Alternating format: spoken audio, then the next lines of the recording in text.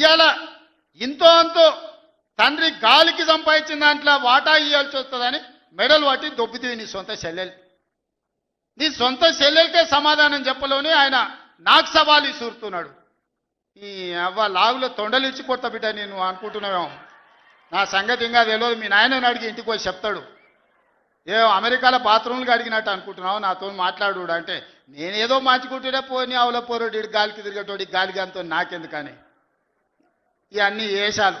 ఇంకా పక్కలో ఒక నలికుట్లోడు ఉంటాడు, 6 అడుగులు ఉన్నా అనుకుంటాడు. ఆ తలకాయ ఎక్కడుందో నాకు తెలియదు. కేసీఆర్ వచ్చి గర్జించిందంట. గర్జనకు నేను పోయి లోపల దాచుకున్నంట. ఇక కేసీఆర్ గర్జనలు గర్జించినట్టు లేవురా నాయన. మన గాడిదలు ఏం చేస్తావా? ఒండ్ర పెడతాయా? ఏమంటారు గాడిదలను? గాడిదలు అరిస్తే ఏమంటారు నరసింహ? గట్లున్నది.